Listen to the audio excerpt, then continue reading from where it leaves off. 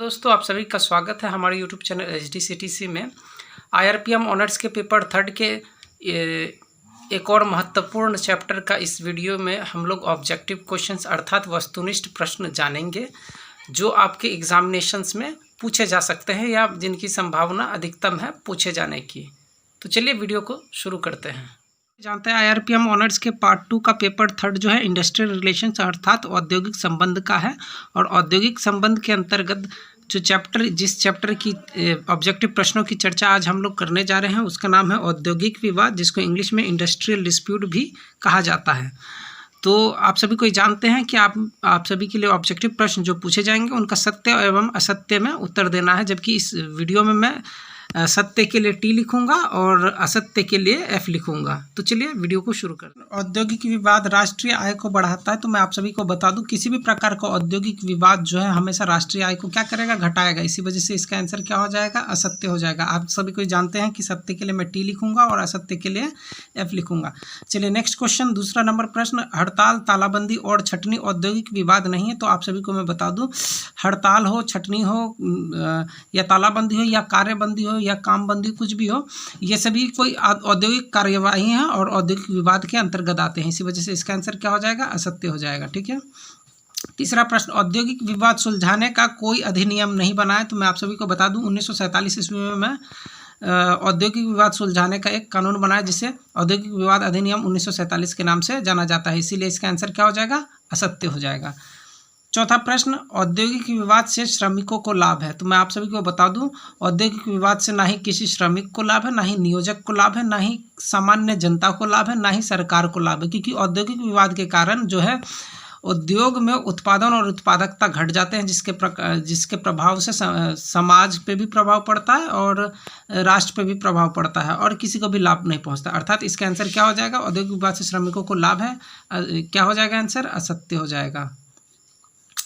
चलिए अगला प्रश्न, औद्योगिक विवाद से नियोजकों को लाभ होता है। जैसा कि मैंने अभी तुरंत ही बताया आप सभी को, किसी भी आदमी को लाभ नहीं होता है औद्योगिक विवाद से। तो इसका आंसर क्या हो जाएगा, असत्य हो जाएगा। चलिए अगला प्रश्न, औद्योगिक विवाद के क्षेत्र सीमित हैं। तो मैं आप सभी को बता दूं, औद्योगिक विवाद का क्षेत्र इतना विस्तृत है, कारण यही है क्योंकि औद्योगिक विवाद के क्षेत्र के अंतर्गत श्रमिकों के हित लाभ आते हैं जब और नियोजकों के हित लाभ आते हैं, साथ ही साथ श्रम संघों के हित लाभ भी शामिल है। इसी वजह से औद्योगिक विवाद के क्षेत्र जो है बहुत ही विस्तृत है। इसी वजह से इसका आंसर क्या हो जाएगा, असत्य हो जाएगा। यहाँ सीमित बोला है जबकि इसका क्षेत्र विस्तृत होता है। चलिए सातवां प्रश्न, औद्योगिक विवाद के निश्चित कारण हैं। औद्योगिक विवाद का जब क्षेत्र सीमित नहीं है तो उसका कारण कैसे निश्चित हो सकता है। इसी वजह से यह जो है इसका आंसर क्या हो जाएगा, असत्य हो जाएगा। चलिए अगले प्रश्न की ओर बढ़े। अगला प्रश्न है 8 नंबर प्रश्न, औद्योगिक विवाद के अंतर्गत केवल श्रमिक एवं नियोजकों के बीच मतभेद शामिल है। तो मैं आप सभी को इसका आंसर बताने के पहले आप सभी से रिक्वेस्ट करता हूं कि प्लीज़ हमारे चैनल पर अगर पहली बार आए हैं तो चैनल को जरूर सब्सक्राइब कीजिए और इस वीडियो को जरूर आप शेयर कीजिए। चलिए इसका आंसर जो है मैं आप सभी को बता रहा हूँ, औद्योगिक विवाद के अंतर्गत केवल श्रमिक और नियोजकों के बीच मतभेद शामिल नहीं है, बल्कि नियोजक और नियोजक के बीच या फिर श्रमिक और श्रमिकों के बीच या फिर श्रम संघों के बीच के मतभेद भी शामिल है, अगर वो श्रमिकों की कार्य की दशाओं या नियोजन की शर्तों से संबंधित हैं। तो इसी वजह से इसका आंसर क्या हो जाएगा, असत्य हो जाएगा। क्या हो जाएगा, असत्य हो जाएगा। याद रखिएगा यहाँ केवल लिखा है, इसी वजह से इसका आंसर क्या हो जाएगा, असत्य। केवल नहीं लिखा रहता तो सत्य हो जाता है इसका आंसर। चलिए 9 नंबर प्रश्न है, औद्योगिक विवाद नियोजन की शर्तों या कार्य से संबंधित है। नियोजन की शर्तों या कार्य की दशाओं से संबंधित होगा। ठीक है, इसी वजह से इसका आंसर क्या हो जाएगा, सत्य हो जाएगा। क्या हो जाएगा, सत्य। चलिए अगला प्रश्न, औद्योगिक विवाद से श्रमिकों की मांग पूरी हो सकती है। तो जी हाँ, औद्योगिक विवाद जैसे हड़ताल या भूख हड़ताल या जो है अन्य प्रकार के औद्योगिक विधियों से जो है कार्यवाहियों से श्रमिकों की मांग पूरी हो सकती है और मांग पूरी होने पे श्रमिकों की शक्ति बढ़ती है, उनके श्रम संघ की शक्ति बढ़ती है। इसी वजह से इसका आंसर क्या हो जाएगा, सत्य हो जाएगा। यहाँ क्योंकि बोल रहा है हो सकती है, मांग पूरी हो सकती है, तो जी हाँ हो भी सकती है, नहीं भी हो सकती है। तो हो सकती है यहाँ बोला तो एकदम सत्य आंसर होगा इसका। ठीक है। अगला प्रश्न, औद्योगिक विवाद से उत्पादन व उत्पादकता पर प्रभाव पड़ता है। जी हाँ, औद्योगिक विवाद से प्रत्यक्ष रूप से जो है उत्पादन और उत्पादकता पर प्रभाव पड़ता है, जिसके फलस्वरूप राष्ट्रीय आय में बढ़ोतरी या घटोतरी होती है। तो चलिए, तो औद्योगिक विवाद से तो हमेशा घटोतरी होगी, इसी वजह से घटेगी राष्ट्रीय आय, इसी वजह से इसका आंसर क्या हो जाएगा? सत्य हो जाएगा। क्या होगा? सत्य।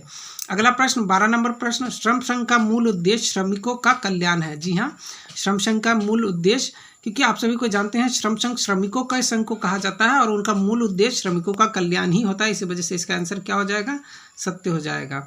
चलिए अगला प्रश्न, सामूहिक सौदेबाजी औद्योगिक शांति बनाए रखने में सहायक है। जी हाँ, सामूहिक सौदेबाजी, इसके साथ साथ ऐच्छिक पंच निर्णय, उसके बाद अनिवार्य सुलह, ये सभी जो है अनिवार्य सुलह, अनिवार्य जांच, ये सभी जो है औद्योगिक शांति बनाए रखने में सहायक होती है, इसी वजह से इसका आंसर क्या हो जाएगा?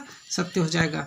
अगला प्रश्न, 14 नंबर प्रश्न, अनिवार्य जांच औद्योगिक विवाद सुलझाने का तरीका है। तो जी हाँ, अनिवार्य जांच जो है औद्योगिक विवाद को सुलझाने का तरीका होता है, जिसके अंतर्गत जांच की जाती है जांच न्यायालय द्वारा। चलिए 15 नंबर प्रश्न, औद्योगिक विवाद के कारण कारखाना बंद भी हो सकता है। जी हाँ, अगर बहुत लंबे दिनों तक कोई भी औद्योगिक कार्यवाही जैसे हड़ताल या भूख हड़ताल आदि जो चल जाते हैं, या तालाबंदी हो जाती है या कामबंदी हो जाती है, तो उस स्थिति में कारखाना बंद भी हो सकता है। तो इसका आंसर क्या हो जाएगा? सत्य हो जाएगा।